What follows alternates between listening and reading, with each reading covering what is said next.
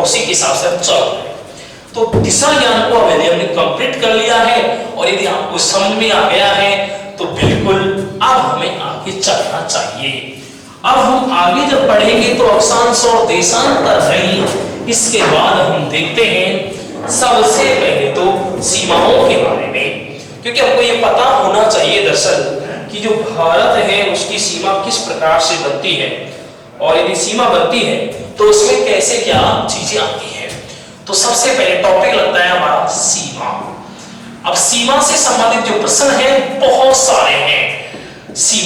सीमा कैसे, तो देखिएगा सीमा हम कह सकते हैं अभी कुल सीमा को ले रहे हैं। कुल सीमा का मतलब यह है कि हम टोटल सीमा की बात करने वाले हैं, कुल सीमा की बात करने वाले हैं। टोटल सीमा या कुल सीमा की बात करने वाले, पहले नाम देख लीजिए आप लोग। सीमा को हम दो भागों में बांट करके पढ़ते हैं। सबसे पहले ये वाला एक भाग, इसको हम कहते हैं दोस्तों स्थलीय सीमा। स्थलीय सीमा पहला तो होता है स्थलीय सीमा।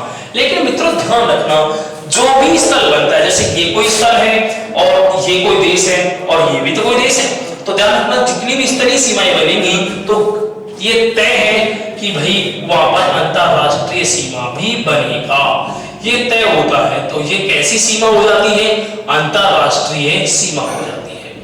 तो दो प्रकार की सीमाएं बनी हमारी, एक तो स्थलीय सीमा यानी कि अंतरराष्ट्रीय सीमा, और एक और सीमा बनती है दोस्तों। और इस प्रकार की सीमा को हम कह सकते हैं, इस प्रकार की सीमा को हम कह सकते हैं कि जलीय सीमा।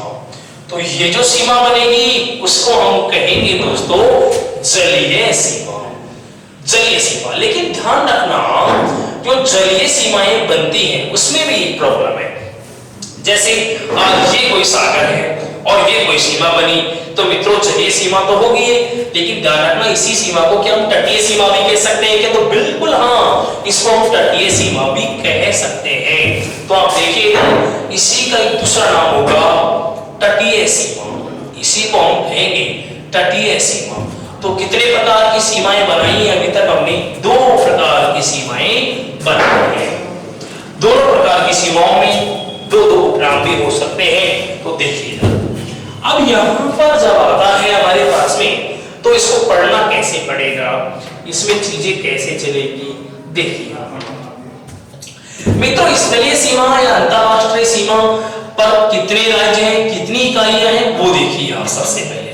तो यहाँ पर आपसे बात किया जाए कि इसमें कितने राज्य आते हैं, तो राज्य आएंगे मित्रों कितने, 16 राज्य होंगे। इसी में ध्यान रखना आपसे पूछा जाए तो 2 यूटीज हो जाएंगी, यानी कि 2 केंद्र शासित प्रदेश होंगे। तो ऐसे करके टोटल कितना बनेगा, तो हम कहेंगे इसको 18 इकाई। टोटल इकाई कितनी बनेगी, 18 बनेगी। ऐसे करके यहां देखिए जलीय सीमा पर राज्य कितने आएंगे, तो राज्यों की संख्या कितनी होगी, 9 होगी। यूटीज कितनी आएंगी, 4 यूटीज आ जाएंगी। और ऐसे करके टोटल इकाइयां कितनी हो जाएंगी, तो कितनी हो जाएंगी, 13 इकाई हो जाएंगी। लेकिन ध्यान देना है दोस्तों, जब कुल सीमा पर ये चीजें हैं तो कैसे चलेगी, तो 9 राज्य और 16 राज्य जोड़ दीजिए 25 हो जाएंगे। लेकिन नहीं, अगर हमसे कुल सीमा पर राज्य पूछे ही जा रहे हैं तो हम बताएंगे 23, क्योंकि 2 राज्यों को हम 2 बार काउंट नहीं कर सकते।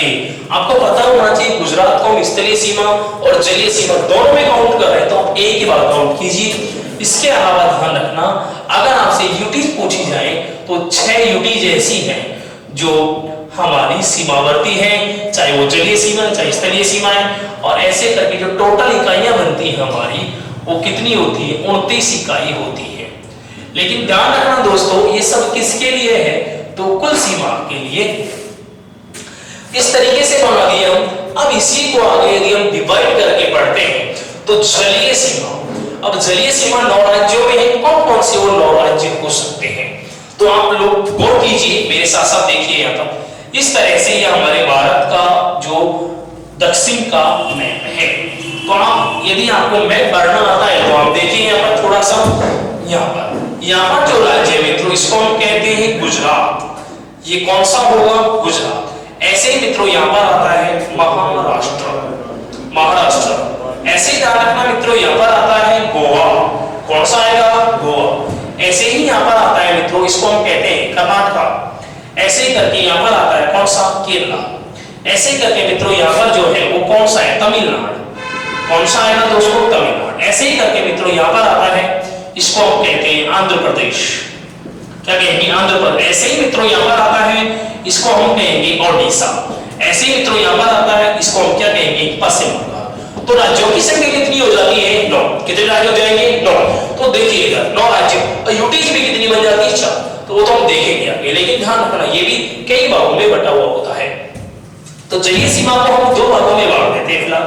2 भाग कौन कौन से? देखिएगा, एक तो आता है मुक्त तटीय सीमा और एक आती है द्वीपीय तटीय सीमा।